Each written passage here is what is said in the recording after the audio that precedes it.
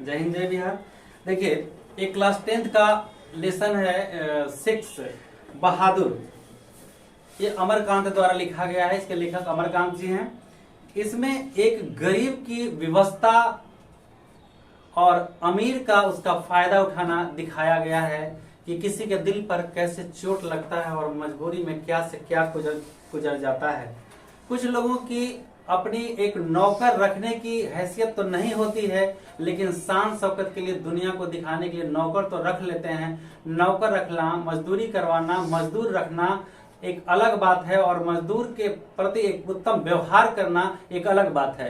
एक कहानी में सरदार पूर्ण सिंह लिखे थे मजदूरी और प्रेम।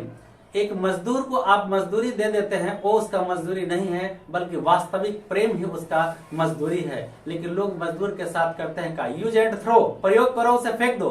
तो बड़े बड़े जो लोग होते हैं जरूरतमंद होते हैं, अपनी जरूरत के हिसाब से किसी को काम किए, काम करवाए, उसके बाद जरूरत होता तो फेंक दिए, लात मार दिए, गाली बक दिए। लेकिन याद रहे कि यही गरीब आपके जीवन का सहारा है। अगर काश ये नहीं होता तो ईंटें नहीं बनते और घर नहीं बनता, गिट्टी नहीं टूटता और घर नहीं बनता, रोड नहीं बनता, ये मजदूर नहीं रहते तो खेत में अनाज नहीं होता। तो ध्यान रखे, मजदूर मेरी जीवन की शाखाएं हैं। अगर बड़ा आदमी पेड़ है तो शाखाएं हैं, और शाखाएं हैं। पेड़ का तभी अस्तित्व है जब शाखाएं हैं और पत्ते हैं, तभी क्लोरोफिल के माध्यम से उनका भोजन बनेगा, वरना पेड़ सूख जाएगा। आइए, एक बहादुर की क्या कहानी है, इसमें अमरकांत जी कौन कौन से कहानी लिखे हैं, क्या क्या लिखे, उपन्यास सब बताएंगे। फिलहाल कहानी के बारे में देखें। बहादुर नाम का एक नौकर होता है। उसका जीवन है कि उसके पिताजी सैनिक थे, वो युद्ध में शहीद हो गए थे। केवल माँ उसके घर में थी, काम काज देख रेख करती थी, सब घर का परवरिश करती थी। माँ चाहती थी, ये बहादुर का उम्र लगभग 11-12 वर्ष का था, चाहती थी उसकी माँ कि बेटा मेरे काम में हाथ बटाए, पर बेटा काम में नहीं हाथ बटाता था। वो जंगल में चला जाता, पेड़ पर फल तोड़ के खाता था, मतलब कि तोते वगैरह, मतलब पक्षी वगैरह के बच्चे निकालता था। माँ है ना, माँ का दर्द होता है। अगर वो गिर जाएगा तो हाथ पे टूट जाएगा, अगर सांप निकल गए तो क्या होगा, बहुत सारी खुरट से निकल गए तो क्या होगा। तो माँ की वेदना है। माँ वो बच्चे समझ नहीं पाता था, माँ समझा नहीं पाती थी, या कहीं ना कहीं दोनों का प्रेम भाव होना जरूरी था। और इस तरह से वो एक दिन क्या होता है कि बात नहीं मानता है माँ का और जंगल चला जाता है। फिर भैंस चराने के लिए जाता है। भैंस चराने के क्रम में उस भैंस को बहुत मारता है, क्योंकि माँ भैंस से बहुत प्यार करती थी, उसी भैंस को मारता है। तो ऐसा भैंस दौड़ते दौड़ते उस माँ के पास चली जाती है जहां उसकी माँ काम कर रही थी। उसको लगता है ऐसा, माँ को ऐसा लगा कि भैंस को इसने मारा है, लोंडे ने मारा है। लोंडा मतलब बेटा होता है, तो मारा है ऐसा अनुमान करके वो क्या करती है, बहादुर की पिटाई कर देती है और उसी जगह छोड़ के चली जाती है। रात भर वो जंगल में रहता है और सुबह उठता है, आता है और घी के हाड़ी में रखे हुए पैसे में से 2 रुपए चुरा लेता है और घर से वो निकल जाता है। घर से 6 किलोमीटर दूर स्टेशन था जहां से गोरखपुर जाने वाली जंक्शन था या बस मिलती थी, ठीक है। और इस तरह से वहां पे लेखक के साले से मुलाकात होती है। लेखक के, अब आइए लेखक, तो लेखक के पूरे परिवार में सभी लोग नौकर चाकर रख रखे थे, जो लगता था रईसी बतियाते थे, लेकिन इनके पास नहीं था। एक द्वेष भाव से, इनके पास नौकर रखने की कैपेसिटी, क्षमता नहीं थी, लेकिन आपस में द्वेष भाव से कि मेरे परिवार वाले नौकर रखते हैं, शान होता है, उनसे काम करवाते हैं, ऐसा नौकर रखना बड़ी बात नहीं है, हाथी रखना बड़ी बात नहीं है, हाथी की सेवा करना बड़ी बात होता है। तो इस तरह से नौकर रखने का उनके मन हो गया, क्योंकि अपनी बहन की शादी में जब गांव आए थे तो उनके भाई भाभी जो थे आराम से खाट पर बैठे रहते थे, नौकर का आदेश दिए हर काम करता था। लेकिन इनकी पत्नी जो आई थी निर्मला, लेखक की पत्नी, अमरकांत की पत्नी जो निर्मला थी, वो दिन भर काम करते रहती थी। मैं सोचे काश नौकर होता तो हमें भी सुख होता। जैसे ही बहन की शादी से आते हैं तो इनको बार बार खोपसन दिया जाता है कि मेरे का किस्मत में नहीं है जो नौकरों का सुख मिले। इस तरह से क्या होता है कि लेखक के साले साहब एक नौकर को लेके आते हैं, उसका नाम था दिल बहादुर। उससे पूछा गया कि नाम क्या है, उसने नाम बताया दिल बहादुर। बड़े बड़े उपदेश दिए गए। उपदेश तो सिर्फ अमीर लोगों को होता है। देखिए, किसी पर हमें वार नहीं करता, लेकिन जो सच्चाई है उसे रोक भी नहीं सकते हैं। बड़े बड़े उपदेश दिए, ईमानदारी से रहना चाहिए, अच्छे से व्यवहार करना चाहिए। उसने सारे काम किए जितना बताया गया था, उससे भी अधिक। घर साफ करने से लेकर बर्तन धोने तक, दातुन लाने से लेकर के इस्त्री करने तक, जूता पॉलिश करने तक, साइकिल सफाई करने तक, वो घर के सारे काम करता था। यहां तक अंगीठी भी चलाता था। वो अंगीठी देहात में मतलब लकड़ी पहले गोईठा जला करके तब चूल्हे में डाला जाता था, उस समय की बात था। हमें भी याद है कि अंगीठी पहले जलाया जाता था। इस घर से उधर से आग भी मांग करके आग जलाया जाता था, ठीक है, वो अंगीठी हुआ। यानी घर के वो सारे काम करता था। एक भी काम बचा नहीं रहता था। उसके घर आने से सारे लोग एकदम सुखी जीवन व्यतीत करने थे। यहाँ तक कि निर्मला बीमार रहती थी तो उसको कब दवा देना है, कब खाना देना है, हाजिर हो जाता था दौड़ते दौड़ते। यहाँ तक कहते अरे रिच के जा तो गिर जाएगा वो ऐसे। तो बहुत तरह के तो काफी लोग सभी सुखी जीवन व्यतीत करने लगे। दिन प्रतिदिन वो काम का बोझ अपने पर बढ़ाता गया। इसीलिए मालिक के आगे घोड़ा के पीछे रहोगे तो लात लगेगा। तो इस तरह से वो काम का बोझ तो उसको बढ़ता गया, हर काम को उठाता गया। और मालिक सोचा कि ये तो नौकर है, नौकरों के साथ उसे साफ लिखे अमरकांत ने कि नौकरों के साथ तो मारपीट जैसा व्यवहार होते रहा है। अगर तुम नौकर होते, तुम्हें मारा जाता तो कैसा लगता? तुम जहाँ काम करते हो अगर तुम्हें मारा जाता तो अच्छा लगता? तुम भी तो एक नौकर है। तुम ज्यादा पढ़ा तो बड़े बाप का हरवाहा बना, बड़े बैंक का मैनेजर बना, वो चपरासी तक उसकी जिंदगी नहीं है। वो कम पढ़ा तो चपरासी बना। ठीक है, बात समझ रहे ना आप लोग? तो जो जितना पढ़ा उसका क्वालिफिकेशन। एक चपरासी को डांटते हो तुम अफसर, अगर तुमको डांटा जाए, चपरासी को गाली बकते हो तो तुमको अगर गाली बका जाए तो कैसा लगेगा? उसको मारते तो तुमको मारा जाए तो कैसा लगेगा? इसलिए पीड़ा दर्द मन पर लेके देखो, कभी उसके साथ बहुत गलत व्यवहार किया जाता उस नौकर का। नौकर आता था, पूछा जाता उसका नाम क्या है, तो नाम था दिल बहादुर। मालकिन बड़ी ही छोटा, नौकर का नाम और इतना अच्छा, तो मालकिन ने बड़ी उदारता पूर्वक उसके नाम से दिल शब्द उड़ा दिया, कहा तेरा नाम बहादुर। तो क्वेश्चन आता है कि बहादुर के नाम से दिल शब्द क्यों उड़ा दिया गया? बहादुर के नाम से निर्मला लेखक की पत्नी ने बड़ी ही उदारता पूर्वक उसके नाम से दिल शब्द उड़ाकर दिल बहादुर से बहादुर रख दिया। क्योंकि नौकर का नाम छोटे होते हैं, छोटा मोटा रामू सामू होता है, ऐसा नौकर का नाम इतना बढ़िया। तो द्वेष भाव का है या उदारता पूर्वक? उदारता नहीं, बड़े लोग उदार नहीं रहते हैं, बड़े लोग उदार कभी नहीं होते। वो समझते हैं कि इसकी जरूरत है, आप दिल लगा के काम कर दो, वो समझता है इसकी जरूरत है। समझ में आया? इसलिए जैसे को तैसा। इस तरह से बहादुर के साथ जो काम का बोझ बढ़ता गया, बढ़ने के कारण जब काम का बोझ बढ़ जाता तो थोड़ी बड़ी गलतियां तो होता रहेगा। अब थोड़ी बड़ी गलतियां हो जाता उसके लिए उसके पिटाई कर दिया जाता था। यहां तक कि बड़ा सज्जन, किस क्वालिटी के सज्जन व्यक्ति थे अमरकांत जी, तो समझ ही रहे हैं आप लोग। उससे छोटी मोटी गलतियां हो जाता था। यही बीच में क्या हुआ, तो किशोर उसको मारता था, साइकिल साफ नहीं किया, जूता पॉलिश नहीं किया, वगैरह वगैरह बहाने बना के एक दिन गाली बक दिया, सुअर का बच्चा कह दिया, वो साइकिल साफ नहीं किया। कहा कि मेरे बाप को गाली क्यों दिया? तो सुअर का बच्चा बाप को गाली जाता है।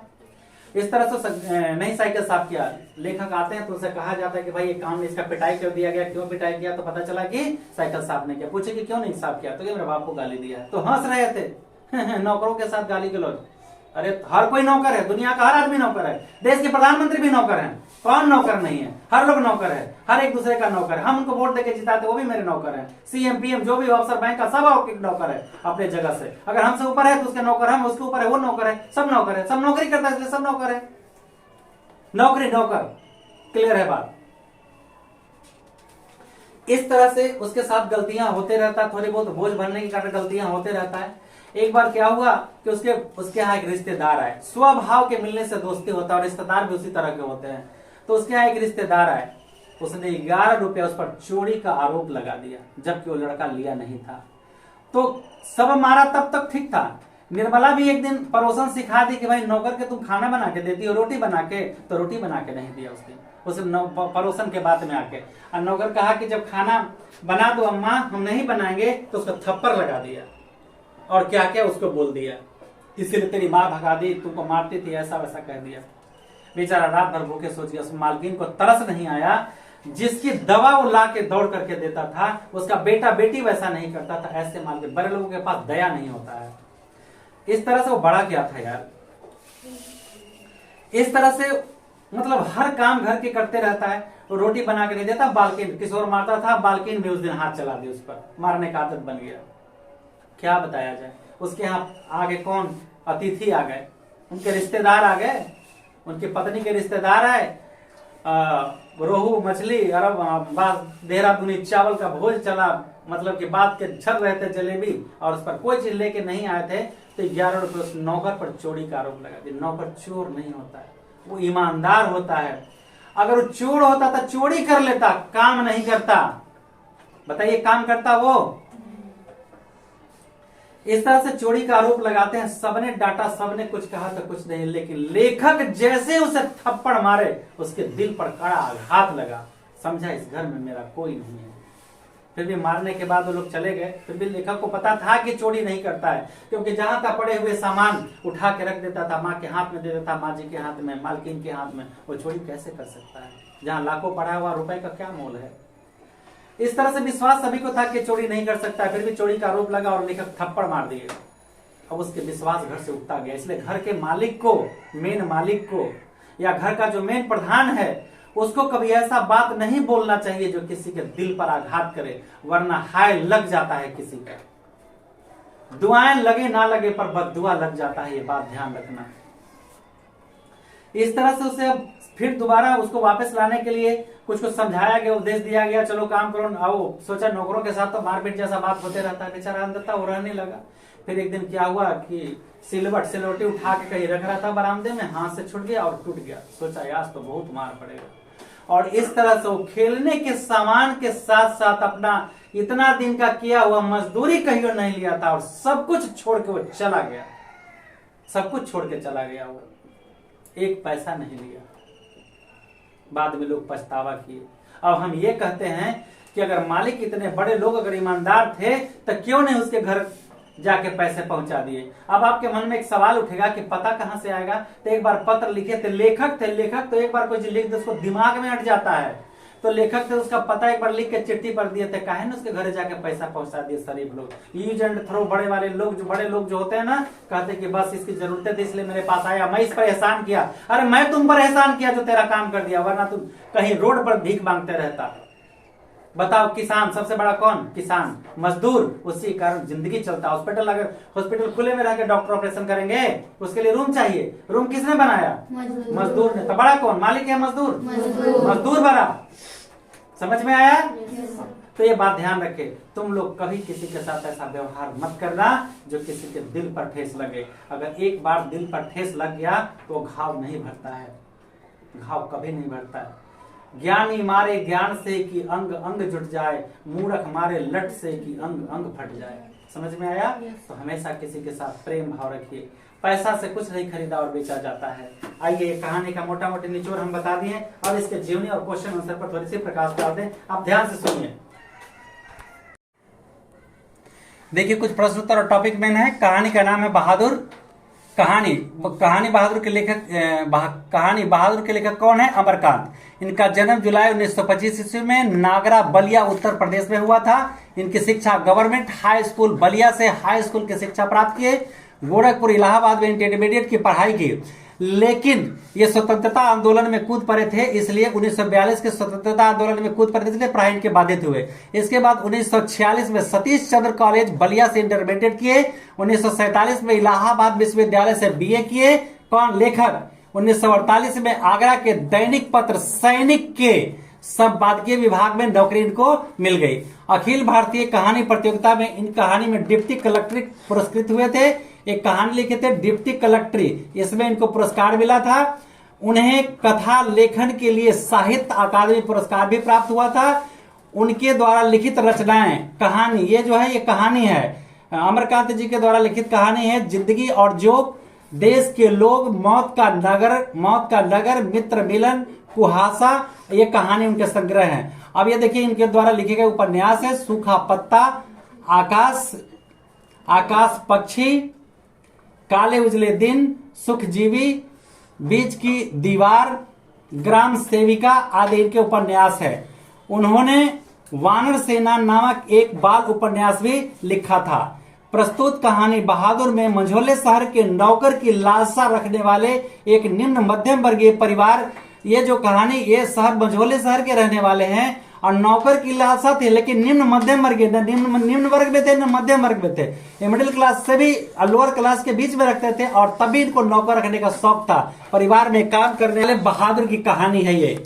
बहादुर एक नेपाली गवई गोरखा जो नौकर का काम करता है, यही बहादुर का कहानी। नेपाली था वो, अब गोरखा था। इसका मुख्य पात्र बहादुर है। जो एक कहानी है इसके मुख्य पात्र बहादुर हैं। इनका पूरा नाम दिल बहादुर था।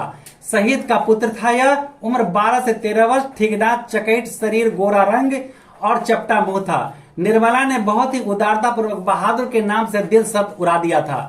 अच्छा, जब बहादुर के माँ पिटाई करती है तो उसके बाद वह घी के हंडिया में रखे रुपए में से 2 रुपए लेकर घर से भाग जाता है। कितने रुपए लेकर भागता है? 2 रुपए। गांव के 6 मील दूर बस स्टैंड था। बस स्टैंड कितना दूर था? 6 मील। वहां से गोरखपुर के लिए गाड़ी मिलती थी, ठीक है। वह घर के सारे काम करता। कहाँ? जब नौकर बन के आया था लेखक के यहाँ, तो घर के सारे काम करता था। घर की सफाई करना, कमरों में पोछा लगाना, अंगीठी जलाना, चाय बनाना और पिलाना, दोपहर में कपड़े और बर्तन धोना, माँ जी का ख्याल रखना, समय पर दवाई देना। जरा इस बच्चा पर हाथ उठाते उनको लज्जा नहीं आया था। बहादुर के खेलने के सामान क्या क्या थे? कुछ गोलियां थी, पुराने ताश की गड्डी थी, कुछ खूबसूरत पत्थर के टुकड़े थे, ब्लेड कागज की नामे, पहाड़ी गाने गाता जो मीठी आवाज में, जैसे कोई खोया हुआ साथी को खोज रहा हो। अगर एक पेंसिल गिर जाता था लेखक के यहाँ, तो उसको उठाने के लिए भी बहादुर को आवाज लगाया जाता था, को आवाज लगाना पड़ता था। पानी बहादुर से ही मांगा जाता था, लोग पानी नहीं पी सकते थे।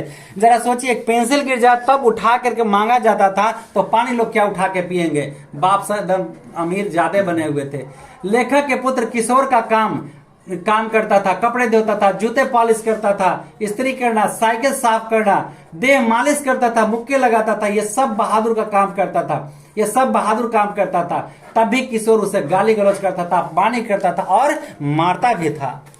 निर्मला पड़ोसन के बहकावे में आकर के उसे रोटी बना करके नहीं देती है और कहता है कि रोटी बना लो, और नहीं बनाता उसे थप्पड़ मार देती है और बना के भी नहीं देती है। बहादुर रात भर भूखे रहता, सवेरे उठ के फिर अपने बना करके और खाना खाता, तो बहादुर के दिल पर यहाँ पे चोट लगता है। लेखक के घर किस रिश्तेदार आए, 11 रुपए चोरी का आरोप लगा दिए लेखक पर। किस पर? बहादुर पर। और लेखक के द्वारा बहादुर को थप्पड़ मारना, बहादुर के दिल पर कड़ा आघात होता है। एक दिन हाथ से सिलवट छूटकर गिरकर टूट जाता है। बहादुर मार खाने के डर के कारण लेखक का घर छोड़ता है बिना मजदूरी लिए, यहाँ तक कि अपनी खेल का कोई सामान भी जो था वो सब छोड़ के और भाग जाता है। लेखक के ढोंगी इंसानियत पर पूरे परिवार को करारा तमाचा है।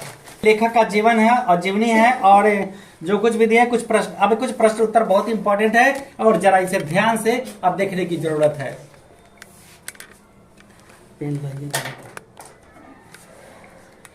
क्वेश्चन है, लेखक को क्यों लगता है कि जैसे उस पर एक दायित्व आ गया है? लेखक के जितने भी रिश्तेदार, परिवार, लगभग सभी के यहाँ नौकर था, पर लेखक के यहाँ नहीं। उनके यहाँ नौकर न रखने के कारण खुद को तुच्छ महसूस करते थे। पत्नी की भी इच्छा थी कि नौकर रखने का, अब यहाँ के एक नौकर रख लिया गया है। लेखक को अब नौकर का भी भरण पोषण करना होगा, साथ ही वेतन भी देना होगा। इसी कारण लेखक को लगता है जैसे उस पर एक भारी दायित्व आ गया है। ठीक है, परिवार का मेंबर बढ़ गया ना, तो उसको लग रहा है कि हमको काम बढ़ गया, दायित्व बढ़ गया। अपने शब्दों में पहली बार दिखे दिल बहादुर का वर्णन करें, तो आंसर है बहादुर सामने खड़ा, आंखों को बुरी तरह मलका रहा था। आंख मटमटाते हैं ना, वह 12-13 वर्ष का था। कितने वर्ष का बहादुर था? 12-13 वर्ष। उसका मुंह चपटा एवं गोरा तथा कद नाटा था। वह आधे बांह की कमीज तथा सफेद रंग का पैंट तथा भूरे रंग का जूता पहने हुए था। गले में रुमाल बांधने के कारण वह स्काउटों जैसा प्रतीत होता था। लेखक के परिवार के लोग उसे ऐसे घेरे हुए थे जैसे वह कोई अजनबी चीज हो, यहाँ कोई अजनबी चीज हो। तो देखिए, जूता भी पहने हुए था, तो लेखक के साले साहब दिए थे उसको पहनने के लिए भूरे रंग का जूता। जूते का रंग कैसा था? भूरे। अच्छा, स्काउट क्या होता है ये जानिए। स्काउट जो होता है 1948 के तहत देश में सभी छात्रों को सैनिक शिक्षा देने के लिए एनसीसी, एयरबीन और स्काउट की स्थापना की गई थी। ठीक है, तो स्काउट की स्थापना और भी बहुत पहले किया गया था।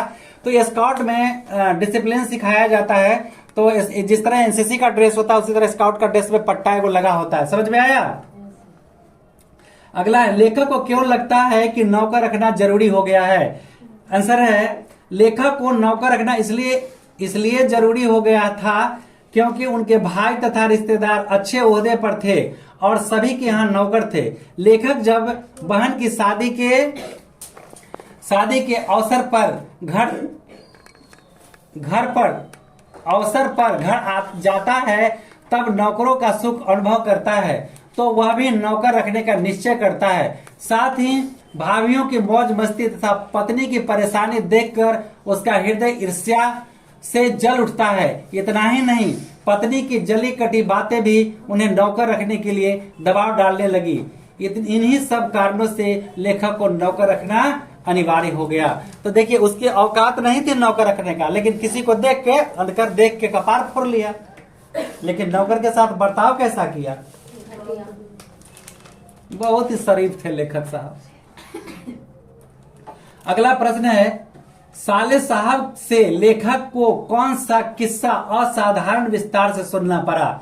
लेखक को साले साहब से लाए हुए नौकर अर्थात बहादुर के बारे में असाधारण किस्सा सुनना पड़ा कि बहादुर एक नेपाली है, उसका घर बिहार तथा नेपाल की सीमा पर है, इसका बाप युद्ध में मारा गया, उसकी गुस्सैल माँ ही परिवार का भरण पोषण करती है। माँ की इच्छा थी कि लड़का घर के कामकाज में हाथ बटाए, परंतु ऐसा न करने के कारण माँ मारपीट करती थी। तात्पर्य यह है कि यह माँ की बातों पर ध्यान न देकर खेलने कूदने में समय बर्बाद करता था। इतना ही नहीं, एक दिन उसे उस भैंस को बहुत मारा जिसे माँ बहुत प्यार करती थी। भैंस की मार का अनुमान करके माँ ने उसे बेरहमी से पिटाई कर दिया, जिससे बहादुर का ऐसा लगा कि माँ मुझसे कम और भैंस से अधिक प्यार करती है, जिस कारण बहादुर का मन माँ से फट जाता है और वह घर छोड़कर भाग जाता है। कहाँ घर छोड़ करके? माँ का घर, यानी अपना घर छोड़ करके वो भाग जाता है। अगला प्रश्न है, बहादुर अपने घर से क्यों भाग गया? बहादुर के अपने घर से भागने का मुख्य कारण यह था कि वह वही काम करता था जो माँ को इच्छा के प्रतिकूल। माँ चाहती थी कि जो काम करे वो काम नहीं करता था। माँ चाहती थी कि जो काम न करे वही काम वो करता था। माँ जिस भैंस को बहुत प्यार करती थी, उस भैंस से उसे सख्त घृणा थी। एक दिन उसने उस भैंस को बहुत मारा था। मार खाकर भैंस खेत में काम कर रही उसकी माँ के पास पहुंच गई। भैंस चरना छोड़कर उसके पास जैसे ही आई, वह समझ गई। कौन समझ गई? माँ, कि लड़का ने उसे अवश्य मारा है। इसलिए माँ क्रोधित हो गई और लड़की की बेरहमी से पिटाई कर दी, जिससे बहादुर को लगा माँ मुझसे ज्यादा भैंस से प्यार करती है। माँ की मार से दुखी होकर उसने घर से भागने का निश्चय कर लिया। घी के हांडी में से माँ के रखे रुपए में से 2 रुपए लिए और निकाल कर 9 तो 11 हो गया, मतलब घर से भाग गया। क्लियर हो गया? बहादुर के नाम से दिल शब्द क्यों उड़ा दिया गया? अरे भाई, नौकर के नाम इतना अच्छा, दिल बहादुर, मतलब कि कुत्ता के घी उपजता है। लेखक जब बहादुर का नाम पूछा तो उसने कहा दिल बहादुर साहब, दिल बहादुर साहब, दिल बहादुर। क्या नाम बताया? दिल बहादुर। उसके स्वर में ऐसी मीठी झंझनाहट थी कि लेखक प्रसन्न होकर आदर्श जीवन जीने की शिक्षा देने लगे। ऐसे लोग दूसरे को ही आदर्श जीवन शिक्षा देते हैं, खुद शिक्षा में नहीं रहते हैं। तथा यहाँ नौकर के साथ कैसा व्यवहार किया जाता है उस संबंध में जानकारी दी। उसको समझाया गया कि वह घर को अपना घर मानकर सबके साथ शिष्ट व्यवहार करे तथा मोहल्ले वालों की बातों पर ध्यान न दे। लेखक की पत्नी निर्मला ने उसके नाम से दिल शब्द हटाकर उसका दिल जीतने के लिए, अपना प्रभाव डालने के लिए उदारता पूर्वक, कैसे? उदारता पूर्वक क्या हटा दिया? दिल हटा के नाम बहादुर रख दिया। आज से तुम्हारा नाम बहादुर रहेगा। न चापलूसी किया, लेकिन उससे तो जलन हो रहा था ना। याद रखो, बड़े लोग कभी किसी पर कृपा नहीं बरसाते हैं, क्योंकि वो यूज करते हैं किसी का। अगला प्रश्न है, उसकी हंसी बड़ी कोमल और मीठी थी। किसकी? बहादुर की, जैसे फूल की पंखुड़ियां बिखर गई हो। इसका सप्रसंग व्याख्या करना। क्या करना है? व्याख्या करना है। सप्रसंग व्याख्या करना है। तो देखिए व्याख्या कैसे होता है, ध्यान रखिए। प्रस्तुत गद्यांश बने गद्य का अंश यानी कहानी का हिस्सा। प्रस्तुत गद्यांश के माध्यम से लेखक ने बहादुर के स्वाभाविक विशेषता तथा अपनी दूषित मानसिकता की ओर ध्यान आकृष्ट किया है। उसकी मानसिकता तो दूषित थी। पूछना है पड़ोसी से कि सच्चे में था घटिया सोच। बहादुर मेहनती, व्यवहारिक तथा निश्चल लड़का है। हर गरीब निश्चल होता है। वह लेखक के परिवार के सदस्य, इसीलिए तो कहते हैं सबसे बड़ा अमीर गरीब होता है, सबसे बड़ा। बहादुर मेहनती, व्यवहारिक तथा निश्चल लड़का है। वह लेखक के परिवार के सदस्यों के अपमान भाव को देखता है, अपनापन को देखता है, ठीक है, कि क्या क्या ही बोल रहा है। उसे ऐसा लगता था जैसे वह भी उस परिवार का एक सदस्य हो। इसलिए मालिक लेखक के घर लौटने पर घर के अन्य सदस्यों की भांति दिन भर का अपना अनुभव सबको व्यक्त करता था, तो भी व्यक्त करता था, प्रसन्न हो जाता था। उसकी सहजता एवं खुशी देखकर लेखक दंग रह जाता था। उसकी कोमल एवं मधुर हंसी घर में इस प्रकार फैल जाती जैसे फूल की पंखुड़ियां बिखर गई हो। अर्थात घर में ऐसा मधुर वातावरण बन जाता था कि लेखक भी भावुक हो जाता था, किंतु नौकर बालिक की विभेदी रेखाएं उन्हें गंभीर बना देती थी, जिस कारण लेखक अन्य मनस्क यहाँ कहने का मतलब है कि बहुत अच्छी अच्छी बात करता था, लेखक को दिल छू जाता था, लेकिन लेखक सोचता था नौकर है ना, एकर कितनी औकात है। अरे जो छोटों की औकात है, बड़े के पास दिमागे नहीं है, न दिले है कि वो औकात देखेगा किसी का। दिल कहाँ रहता है उसके पास? दिल रहता है 199 में, 99 हुआ फिर 100, फिर 199 तक, इसलिए शुगर, ब्लड प्रेशर, नींद न आना, सारा बीमारी रहता है। अगला है, पर अब बहादुर से भूल गलतियां अधिक होने लगी थी। सप्रसंग व्याख्या करे। तो व्याख्या में प्रस्तुत पंक्ति महान कथाकार अमरकांत द्वारा लिखित कहानी बहादुर शीर्षक पाठ से लिया गया है। इसमें लेखक ने बहादुर से होने वाली भूल और गलतियों के कारणों पर अपना विचार प्रकट किया है। पहले नहीं बुझाया था कि हम अच्छा सबका साथ व्यवहार करें। लेखक का मानना है कि बहादुर स्वाभिमानी लड़का था। वह उसके पुत्र एवं पत्नी के अभद्र व्यवहार से क्षुब्ध रहने लगा था। उसकी छोटी सी भूल पर भी उसका पुत्र किशोर मारने के साथ साथ सुअर का बच्चा तक कह देता था, जिस कारण वह किशोर के कारण काम करना बंद कर देता था। निर्मला भी अब उसकी उपेक्षा करने लगी थी। वह किसी के कहने पर उसको खाना बंद कर देती थी, मतलब रोटी बना के नहीं देती थी, स्वयं रोटी बनाने के कहती थी। बस रात भर वो भूखा रह जाता है लेकिन रोटी नहीं बनाता है। फलता उसे डांट फटकार सुननी पड़ती। इतना ही नहीं, उसके मारने वालों में घर में एक व्यक्ति और बढ़ गया। कौन? निर्मला। इन सब कारणों से बहादुर का मन खिन्न रहने लगा और अक्सर उससे भूल होने लगी। लेखक के कहने का तात्पर्य है कि जब किसी व्यक्ति को भेदभाव किया जाता है अथवा उसे हीन भाव से देखा जाता है तो उस व्यक्ति का प्रेम घृणा में बदल जाता है। इस घृणा के कारण कोई भी काम उदासीन भाव से करता है, जिस कारण भूल और गलतियां होती है। बहादुर गाली गलौज के साथ ही गलती करते थे, जो उसके साथ मारपीट और गाली गलौज होता था, जिससे उसको गलतियां होते रहती थी। पहले नहीं बुझा रहा था लेखक को कि हमारा बेटवा कितना शरीफ है, हम कितना शरीफ है, मेहरुआ कितना शरीफ है।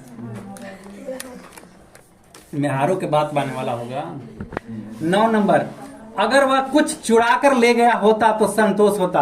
बहादुर घर तो छोड़ करके चला गया लेकिन एक पैसा चुरा करके कुछ नहीं ले गया था। ठीक कह रहा है, अरे नहीं जो कुछ करता था तब तो इतना गाली गलौज किया, तो आप चोरी के कैसे कर देता उस पर। इस शरीफ जितना देख रहे हैं अमरकांत जी, कोनो खानदान में नहीं है इनके शरीफ इतना। इसका व्याख्या करना है। प्रस्तुत गद्यांश हिंदी कथा साहित्य के महान कथाकार, महान कुछ है, कथाकार अमरकांत द्वारा लिखित कहानी बहादुर शीर्षक पाठ से उद्धृत है। इसमें कथाकार ने आत्मीयता के साथ अपनी सेवा देने वाले नौकर बहादुर का त्याग कर अपनी अंतर व्यथा प्रकट की। इनको कोई दुख नहीं है। तुम लोग भी जहां नौकरी करो, सरकारी करो, प्राइवेट करो, कुछ भी करो, ऐसा काम करना कि तेरे जाने के बाद तेरे बालिक ऑफिसर को ऐसा आदमी नहीं मिल पाए और जिंदगी भर पछताते रहे, पश्चाताप में डर जल के हाई ब्लड प्रेशर हो जाए उसका। लेखक जब शाम में कार्यालय से घर लौटता है तो पत्नी एवं पुत्र किशोर को अपनी गलतियों का अफसोस प्रकट करते हुए देखा। लेखक को अपनी पत्नी की उस बात पर कि अतिथि ने अपनी गलती तथा लाज छिपाने के लिए ऐसा प्रपंच रचा था। कैसा प्रपंच? 11 रुपया चोरी का प्रपंच रचा था। बताया ना कहानी में, बहादुर निर्दोष था। कौन कह रहा है? उसकी पत्नी। अरे उसकी पत्नी यहू कह रहे लेखक साहब, उनकी आंख नहीं था कि लाखों परल था तो लड़का नहीं छुआ था, 11 रुपया चोरी कर लेगा। नौकर इसी तरह का होता है। अरे चोर तो तुम खुदे होगा। उसने रुपए नहीं चुराए थे। लेखक को इस बात से आहत होता है तथा उसे अपनी गलती महसूस होती है। लेखक इससे भी अधिक तब दुखी होता है जब वह जानते हैं कि वह खाली हाथ गया है, उसके सारे सामान यही हैं। लेखक उसकी सेवा तथा त्याग पर अनुभव करता है कि स्वाभिमानी व्यक्ति पैसा नहीं प्रेम का भूखा होता है। वह आंतरिक व्यथा प्रकट करते हुए कहता है, अगर वह कुछ चुरा कर ले गया होता तो संतोष हो जाता। लेखक ने ऐसा कहकर बहादुर के प्रति कृतज्ञता तथा अपनी लघुता का आत्मग्लानि भाव प्रकट किया है। तो बड़े लोगों को यही होबे करता है। जाए घड़ी जब दुनिया छोड़ेंगे, गलती के एहसास होगा तो राम नहीं कहेंगे, लाम कहेंगे। राम कहते कि चुप, जिंदगी में कभी नाम ही नहीं लिया तब राम कहेगा। लाम बोल कहे कि लावे के फिर भी हमेशा रहता था बेटा। यदि मैं न मारता तो शायद वह न जाता। कौन कह रहे हैं? हाँ, लेखक।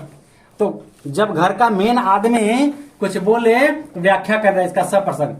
बहादुर शीर्षक पाठ में उद्धृत पाठ पंक्ति के माध्यम से कहानीकार अमरकांत ने बहादुर के जाने के कारण के विषय में अपना विचार प्रकट किया है। लेखक का कहना है कि इतने दिनों तक बहादुर को विश्वास था कि घर का मुखिया अर्थात लेखक उसका रक्षक है। निर्मला एवं किशोर के व्यवहार में ही अंतर आया है, किंतु जब लेखक भी मारता है तब उसका आत्मा करा उठती है, उसका स्वाभिमान प्रेम जाग और सहने के लिए विवश ललकारने लगता है। उसके दुर्व्यवहार से भी उसका दिल टूट जाता है, क्योंकि वह प्रेम का भूखा है। मां से भी प्रेम नहीं मिला, जिस कारण वह घर त्याग दिया था। लेखक के परिवार में जब उसके साथ सद्व्यवहार होता रहा तब वह आत्मीयता से काम करता रहा, लेकिन लेखक एवं पुत्र के दुर्व्यवहार से उसके निश्चल प्रेम एवं सेवा भाव को विखंडित कर दिया। बहादुर ने क्रूरता की इस काली कोठरी से निकलना ही बेहतर समझा और हृदय में एक कसकती अंतर व्यथा देखकर चल दिया।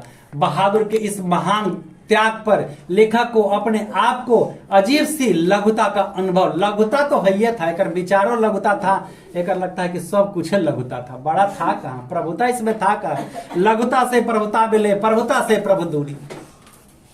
अगला प्रश्न है, काम काज के बाद रात को अपने बिस्तर पर गए बहादुर के लेखक किन शब्दों का चित्रण किया था? तो जब काम खत्म कर लेता था तो बहादुर अपने बिस्तर टूटे हुए खाट पर जाकर के बैठता था, तो जो चीजें लेकर के खेलता था और पहाड़ी जो गुनगुनाता था उसी के बारे में इस पर लिखा गया होगा। काम धाम के बाद रात को अपने बिस्तर पर गए हुए बहादुर के लेखक ने बड़ा ही स्वाभाविक मार्मिक चित्रण किया है। वह भीतर के बरामदे पर एक टूटी हुई बांस की खाट पर अपना बिस्तर बिछाता था। बिस्तर पर बैठने के बाद जेब से निकालकर नेपाली टोपी पहन लेता था, तब बंदर की तरह आईना में मुंह देखता था। इसके बाद ताश खूबसूरत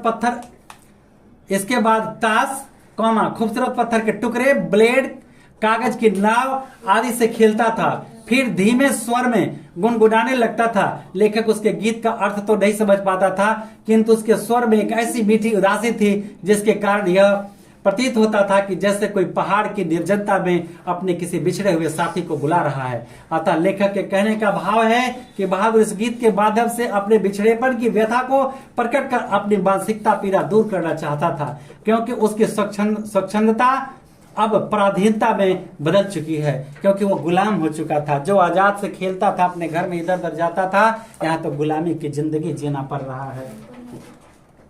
बहादुर के आने से लेखक के घर में, परिवार में सदस्यों पर कैसा प्रभाव पड़ा? बहादुर के आने से घर में अजीब परिवर्तन हो गया। दिन मजे से कटने लगे। लेखक अपने ही बहुत ऊंचा मोहल्ले के लोगों से मोहल्ले लोगों को तुच्छ मानने लगा, अपने को बड़ी ऊंचा मानने लगा।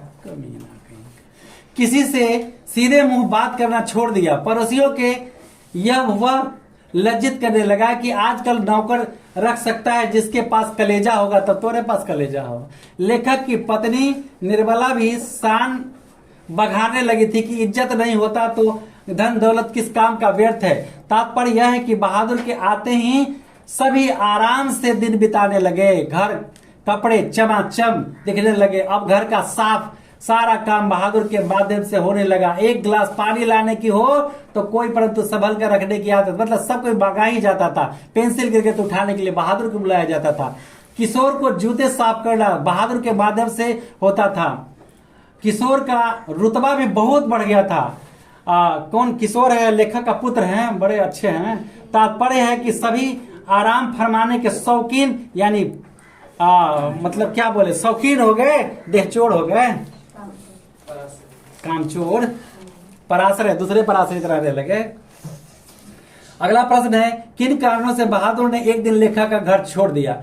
बहादुर स्वाभिमानी, कर्मठ, प्यार का भूखा, स्वच्छंद विचार का व्यक्ति था। उसने मां की पिटाई के कारण ही घर को त्याग दिया था। लेखक के घर पर आरंभ में उसे घर के सदस्य की तरह समझा जाता था, किंतु कुछ दिनों के बाद पहले लेखक के पुत्र किशोर का कोप भाजन बना। निर्मला के भेदभाव व्यवहार ने उसकी आत्मीयता के दीवार को ढा दिया। इसके बाद बचा खुचा उसका प्रेम तब खत्म हो गया जब अतिथि की झूठी बातों पर विश्वास करके लेखक ने उसे तमाचा जड़ दिया। इसी सब कारणों से लेखक का घर बहादुर छोड़ करके चला गया।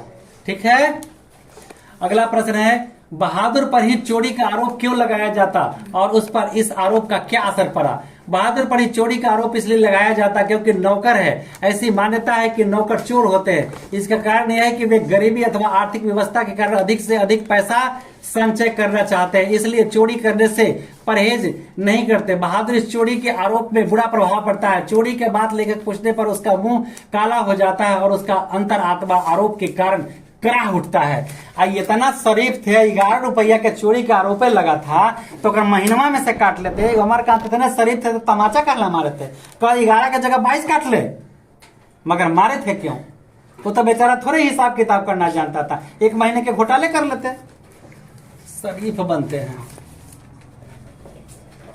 घर और रिश्तेदारों के साथ कैसा प्रपंच रचा गया, उसका क्या प्रभाव पड़ा? घर और रिश्तेदारों ने 11 रुपए चोरी होने का प्रपंच रचा। रिश्तेदार की पत्नी ने कहा कि 11 रुपए खूंट से खोलकर चारपाई पर रख लेते, इसलिए था कि कुछ रुपए के मिठाई मंगा लो, कुछ बच्चों के हाथ पर रख दूंगी, क्योंकि किसी के यहाँ खाली हाथ नहीं जाना ठीक नहीं होता, खाली हाथ जाना ठीक नहीं होता। इस आरोप का यह परिणाम निकला कि बहादुर को चोरी की आरोप लगा और घर छोड़ करके जाना पड़ा। लेखक के परिवार सारी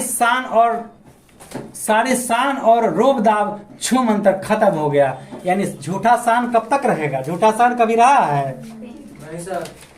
अगला प्रश्न है, बहादुर के चले जाने पर सबको पछतावा क्यों होता है? बहादुर के चले जाने पर सबको पछतावा इसलिए होता है क्योंकि बहादुर रहते दिन मजे से कट रहे थे। बहादुर परिश्रमी था, नेक तथा स्वाभिमानी था, नौकर था। ऐसा नौकर किसी को भाग्य से ही मिलता है तथा साथ ही उसने न तो अपना वेतन मांगा और न ही अपना कोई काम सामान ले गया। उसका स्वाभिमान तथा त्याग के कारण सबको पछतावा है। उसके इसी त्याग के कारण लेखक को कहना पड़ता है कि अगर कुछ चुरा कर ले जाता तो संतोष होता। चोरलवा डाल चाहिए तो कुछ बोल देगा। हाई क्वालिटी के अच्छा हाथों क्या कहिए, चावल कर। अगला प्रश्न है 17 नंबर, निर्मला को बहादुर के चले जाने पर किस बात का अफसोस हुआ? आंसर है, बहादुर के चले जाने पर निर्मला को इस बात का अफसोस हुआ कि वह उसे कुछ न कर सकी। उसकी आकांक्षाएं अधूरी रह गई। उसकी इच्छा थी कि जब वह जाएगा तो वह उसे सजा धजा कर भेजती तथा उसके वेतन के अलावे 2-4 रुपए और दे देती, लेकिन वह ऐसा निकला कि बिना कुछ लिए चला जाता है। निर्मला को अपनी बदकिस्मती और अफसोस प्रकट करने के लिए छोड़ दिया गया। देखिए, ये सच्चाई नहीं है, ये चापलूसी बतिया रही है। इतना सुख था नौकर को जाने देती, बांध के रखती। ये हाई क्वालिटी का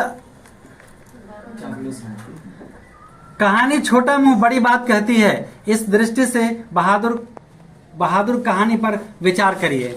कहानी बहादुर में शहर के नौकर का लालसा रखने वाले एक निम्न मध्यम वर्गीय परिवार में काम करने वाले एक नेपाली गवई गोरखे की कहानी है। यद्यपि बहादुर गरीब है, किसी का घरेलू नौकर है, परंतु अपनी मन मस्ती के कारण स्वेच्छा से निश्चल स्वभाव का है। वह पैसे नहीं सम्मान का भूखा है, इसलिए वह आत्मीयता के साथ तब तक काम करता है जब तक उसे परिवार के सदस्य समझा जाता है।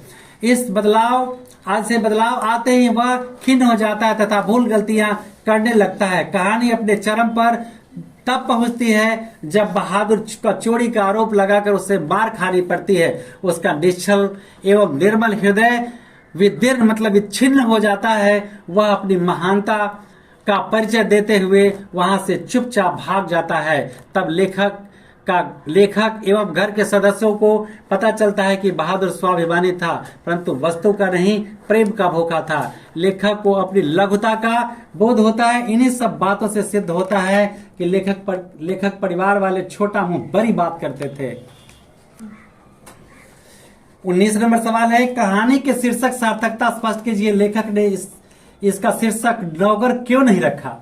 किसी भी कहानी का शीर्षक सार्थक तब माना जाता है जब वो अपने उद्देश्य की पूर्ति को खरा उतरती है। कहानी की विषय वस्तु उसी से संबद्ध होती है तथा गति प्रदान करती है।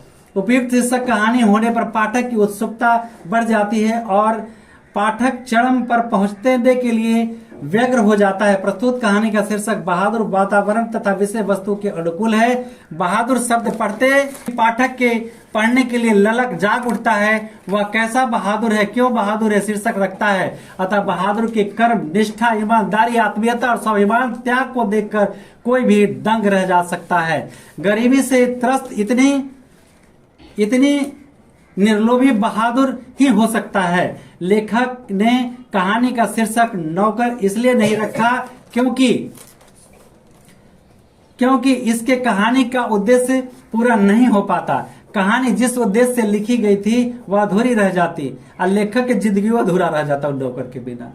लेखक ने इसका उद्देश्य सिखाने से घर के भीतर तथा बाहर के यथार्थ को प्रकट किया जा सके। लोग किस प्रकार अपनी शान शौकत के लिए दूसरों का शोषण करते हैं, ऐसी स्थिति में कोई बहादुर ही अपने अदम्य साहस त्याग का परिचय दे सकता है। इस दृष्टि से बहादुर शीर्षक अति उपयुक्त है, अति उत्तम है। जिसके अर्थ मारते मारते मुंह रंग देना, किसी पर अपना क्रोध उतारना, हुलिया टाइट कर देना, किसी पर कड़ाई करना, हाथ खुला, बात बात पर किसी को मारना, मजे में रहना, आराम से रहना, बातों की जलेबी छड़ना, किसी बात को घुमा फिरा कर करना, कहीं का न रहना, न घर का न घाट का, इधर का न उधर का, 9-2-11 होना, भाग जाना, खाली हाथ जाना, बिना कुछ लिए चला जाना, बुरे फंसना, अपनी गलतियों के कारण मुसीबत में पड़ना, पेट में लंबी दाढ़ी, पूरा चालाक होना, चहल पहल मचाना, मानी प्रसन्नता का माहौल। एक सवाल और है अभी, देखिए इसमें है बहादुर, किशोर, निर्मला और कथावाचक का चरित्र चित्रण करना है कि बहादुर कहानी में ये जो चरित्र हैं बहादुर, किशोर, निर्मला, ये सब कि कितने अच्छे चरित्र के हैं, जरा इनके बारे में जाने। बहादुर तो जैसा था वो तो दिखबे किया। चलिए बहादुर स्वच्छंद विचार वाला, प्रेम का प्यासा तथा कर्मठ युवक है। युवक नहीं कहेंगे, लड़का है। वह कृतज्ञ भी है। वह इसलिए लेखक से कहता है कि माँ बाप का कर्ज जीवन भर चुकाना पड़ता है। वह हंसमुख भी है। प्यार के अभाव के कारण वह घर का त्याग कर देता है और मातृ भक्त भी है। लेखक का पुत्र किशोर जब उसे सुअर का बच्चा कहता है तो उसका काम करना बंद कर देता है। वह ईमानदार है। वह ईमानदारी पर प्रश्न चिन्ह लगने के कारण ही बिना कुछ लिए लेखक के घर से चुपचाप चला जाता है। अब आइए हाई क्वालिटी के अमीर के बेटा शरीफ हैं, तन इनकी भी जीवनियां हम लोग पढ़ लें। किशोर लेखक का पुत्र है। वह काफी शान शौकत और रोब दोब से रहने के कायल है। उच्च श्रृंखलता स्वभाव का है। स्वयं तो अनुशासनहीन था, परंतु दूसरे अर्थात बहादुर को अनुशासन में रखना चाहता था ताकि वह उसकी धाक बनी रहे। वह स्वयं कामचोर था, परंतु बहादुर को कामचोर कहता था। नौकर के घर आते उसका दिमाग चढ़ गया था, इसलिए बहादुर को मारता पीटता और गाली देता था। लेकिन बहादुर के जाते ही उसका दिमाग नीचे उतर गया और उसकी खोज में शहर का चक्कर लगाना पड़ा तथा अपनी गलती स्वीकार करते हुए उसके प्रति आभार प्रकट करता है। अब देखिए निर्मला कुशल गृहिणी है। गृहिणी नहीं अपितु एक आत्म प्रशंसक है तथा दिखावटी शान में विश्वास करने वाली है। उसे इस बात का दुख होता है कि उसके सारे रिश्तेदार को हर क्षण नौकर रखने के लिए सारे दिन नौकरों का सुख भोग रही है और वह दिन रात काम करती रहती है। वह अपने पति से कहती है, देखिए निर्मला कुशल गृहिणी नहीं अपितु आत्म प्रशंसक तथा दिखावटी शान में विश्वास करने वाली है। उसे इस बात का दुख होता है कि उसके सारे रिश्तेदार नौकरों के सुख भोग रहे हैं और वह दिन रात काम करते रहती है। वह अपने पति को हर क्षण नौकर रखने के लिए दबाव डालती है तथा अपने दुर्भाग्य का रोना रोती है। अब निर्मला ईर्ष्यालु एवं घमंडी स्वभाव की है। वह अवसरवादी तथा अविश्वासी है, अस्थिर स्वभाव की, इसलिए पड़ोसन के कहने पर भी बहादुर के लिए रोटी नहीं बनाती है और उसे रात भर भूखे रहना पड़ता है। कथावाचक यानी कहानीकार अमरकांत जी कैसे हैं, जरा इनका भी स्वभाव देख लें। कथावाचक तथा अर्थात लेखक तटस्थ स्वभाव के व्यक्ति हैं। नौकर रखने के समय तो तटस्थ रहता है, लेकिन उच्चाकांक्षी तथा ईर्ष्यालु स्वभाव का व्यक्ति है। बहन की शादी में घर जाने पर भाभियों के सुख देखकर वह ईर्ष्या से जल उठता है। वह आत्म प्रशंसी भी है। इसी कारण कहते हैं कि नौकर वही रखता है जिसके पास कलेजा होता है। वह भेदभावपूर्ण स्वभाव के कारण ही नौकर के घर आते हैं। मोहल्लों के लोगों को तुच्छ मानने लगता है। इतना ही नहीं, बहादुर के साथ रहते क्रूरता पूर्वक व्यवहार भी करता है। ताली एक हाथ से नहीं बजती, ऐसा उसने कहा। किसने कहा? कैसा कहा? अमरकांत ने कहा कि ताली एक हाथ से नहीं बजती, यानी नौकर भी गलती किया होगा, पर शरीफ बेटवा के नहीं कहा था। ऐसा वह चुप्पी साध लेता है। पुत्र एवं पत्नी को कुछ कहने के बजाय बहादुर को ही समझाने लगता है। रिश्तेदार के द्वारा बहादुर पर चोरी का आरोप लगाए जाने पर बिना जांच पड़ताल किए उसे मार बैठता है। तात्पर्य कि कथावाचक दृढ़ विचार का व्यक्ति नहीं है, मतलब उत्तम विचार का नहीं है, हाई क्वालिटी का कुछ है। तो ये अब इसी के साथ कहानी में पूरा बता दिया। अब ये सब खत्म हो चुका है, कुछ नहीं बचा है। अब इसे याद कर लेंगे और अच्छा से तैयारी करिए। इसी सब के साथ समाप्त करते हैं। बहुत सारी शुभकामनाएं। जय हिंद, जय बिहार।